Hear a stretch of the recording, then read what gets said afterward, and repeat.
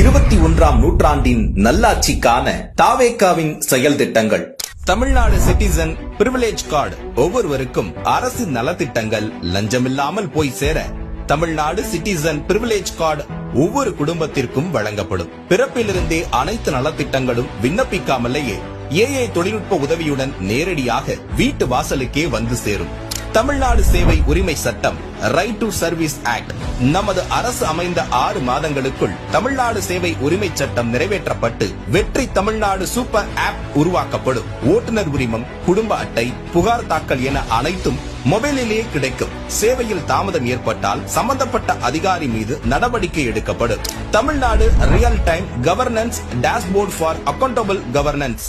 தமிழ்நாடு அரசின் பட்ஜெட் வெறும் ஆவணமாக மட்டுமே இல்லாமல் திட்டங்களுக்கான நிதி ஒதுக்கீடுகள் இனி வெளிப்படையாக்கப்படும். Citizens as partners in governance. பொதுமக்கள் வெறும் வாக்காளர்களாக மட்டுமின்றி அரசின் பங்காளர்களாக மாற்றப்படுவர். இதற்காக உருவாக்கப்படும் மை வெற்றி தமிழ்நாடு .in என்ற இணையதளம் மூலம் பொதுமக்கள் மாநிலத்தின் வளர்ச்சிக்கான யோசனைகளை முன்வைக்கலாம், கொள்கை முன்மொழிவுகளுக்கு வாக்களிக்கலாம், அரசு சேவைகளை மதிப்பிடலாம், நிதிநிலை அறிக்கை செலவினங்களை கண்காணிக்கலாம்.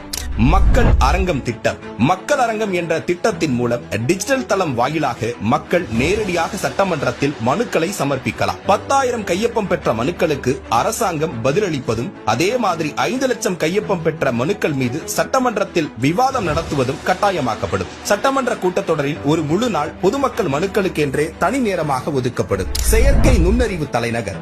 செயற்கை நுண்ணறிவு அமைச்சகம் தமிழ்நாட்டின் முதல் செயற்கை நுண்ணறிவு பல்கலைக்கழகத்தை ஏற்படுத்தி உலகளாவிய தொழில்நுட்ப நிறுவனங்களை ஈர்க்கும் வகையில் செயற்கை நுண்ணறிவுக்கான உலகளாவிய மையமான AICT உருவாக்கப்படும்.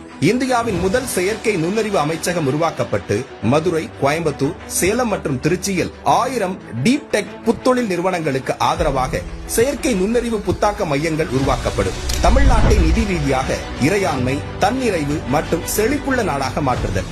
அதிகரித்து வரும் கடன் சுமையை குறைத்து மக்களிடமிருந்து வரியாக ₹1 கூட கூடுதலாக பெறாமல் அதிக வருவாய் ஈட்டி முறையாகவும் குறைவாகவும் செலவிட்டு முற்றிலும் புதிய வருவாய் வரும் வழிகளை உருவாக்கி நிதி தன்னிறைவு பெற்ற மாநிலமாக தமிழ்நாடு மாற்றப்படும்.